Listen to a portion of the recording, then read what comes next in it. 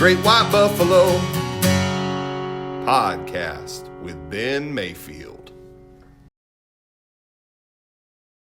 Everything was peaceful and stuff like that. So our mission was pretty much done after the few days there. There was a couple of pretty intense skirmishes. One was with the prison, breaking out a prison. The other was there was an American Jeep team that had gotten ambushed. So part of taking over airfields, you have these Jeep teams, and they drive out and do blocking positions to stop people coming on the airfield and so forth. So this particular, and you got to remember, the maps we had were garbage. Basically, Right. we had tourist maps almost. No satellites at this point. Yeah. No. And so we didn't know. It was hard to determine roads and how far to go. You just didn't have that technology. The GPSs were not existing.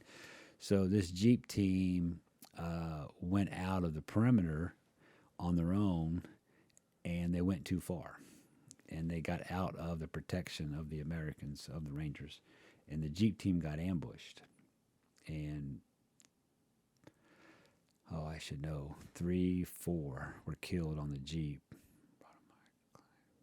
Maybe 4.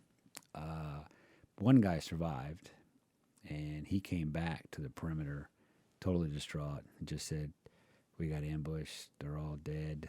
And so that was important. That was a significant event because on the back of the Jeep was it was a Stinger missile, you know. Oh. Now, at that point, Stinger missiles were pretty important. They were pretty high tech. Today, they're still very important, but they're not as much as the new tools we have. You know? Yeah. So we did not want the Stinger missile to get into the hands of the enemy. Oh, They would man. shoot down an airplane. So my squad was tasked to go find the Jeep and get the missile off the Jeep and bring the missile back. So that was an interesting. Had they taken it off the Jeep, or did they even realize that it was a Well, Stinger it's missile? part of the. It's part of. Oh, it's the part Jeep, of it. but Did it's they just take it? attached. Who did? The enemy? Yeah, they No, didn't. they didn't take it. They just ambushed the Jeep and it stood there. It stayed there. Oh, okay. He got back, and at that point, we really didn't know what was going on with the Jeep.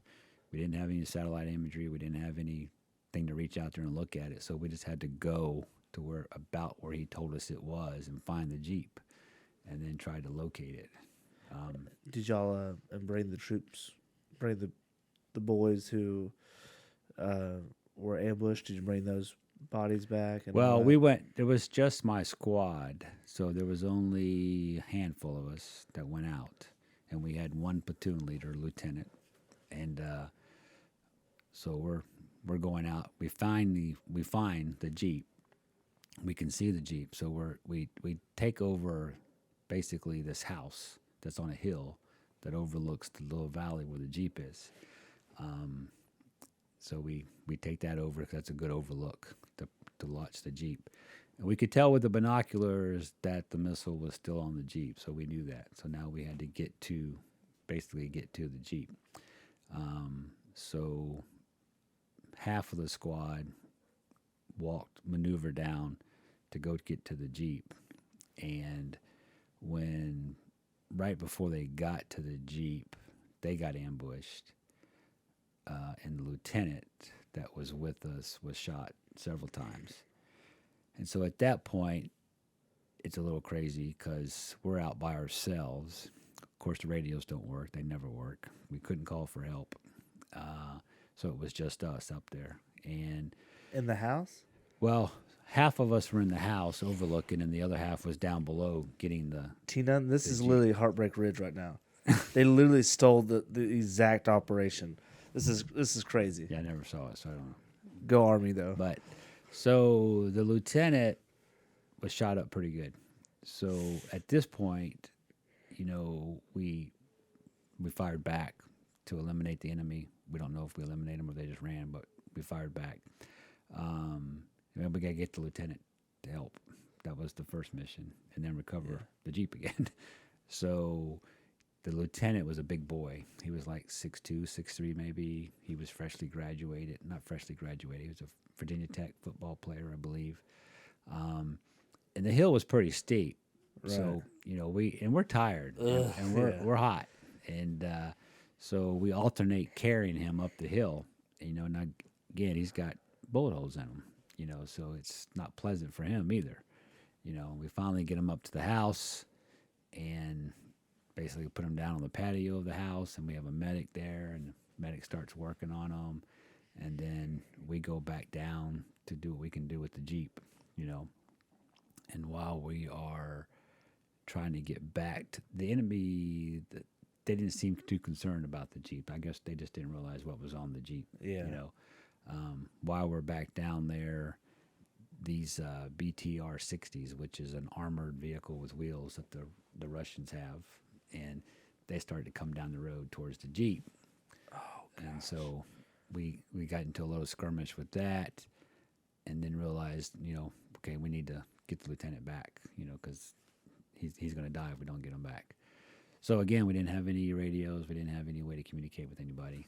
So luckily, the people at the perimeter thought something must be wrong. They heard the noise.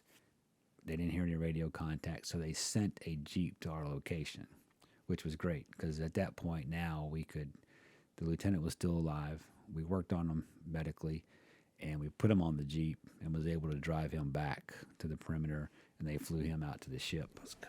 I think it was called the Roosevelt, the ship that was out there to get worked on.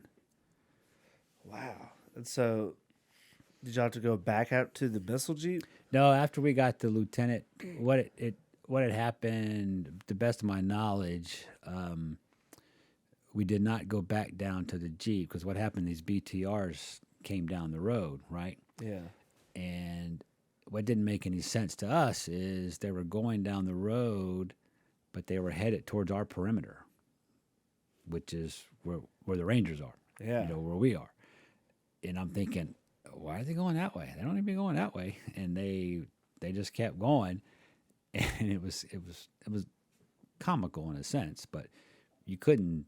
They got behind the bushes and the trees, and you couldn't see them. But as soon as they got out of our vision, and they got to where you could know they were close to the perimeter, you just heard these big guns go off, which the Rangers carry. We carry these anti-tank weapons at that time called 90mm recoilless rifles. And you could just hear one go boom, and you could see smoke come up. So Yeah. Well, there were two of them, and so you heard another shot. So then about 5 minutes later, I guess the first one we knew later that the first one was totally eliminated. The second one got hit, but it didn't get totally destroyed. So it turned around and starts coming back down the road, but it's all messed up. It's like it's all tore up. It's got a flat tire, but it keeps going away. So at that point, we really weren't concerned about the missile because they didn't seem very interested in it, and we felt like the perimeter was going to move out. So they went and we got the lieutenant back, and then they went and got the bodies and everything in the Jeep. Wow, man, this is intense, Tina. And that I don't even know what day that was. That was a day of after Tuesday, I guess. Yeah. Before Saturday, Yeah. after Tuesday. Yeah. No, but I mean that just goes to show like the uncertainty of combat, like the uncertainty of of what's going to happen. You have a plan, and most of the time that plan does not work out. You have to adapt to the situation. 90% of the time it doesn't work out. Yeah. And only one Ranger was named Mark, you said?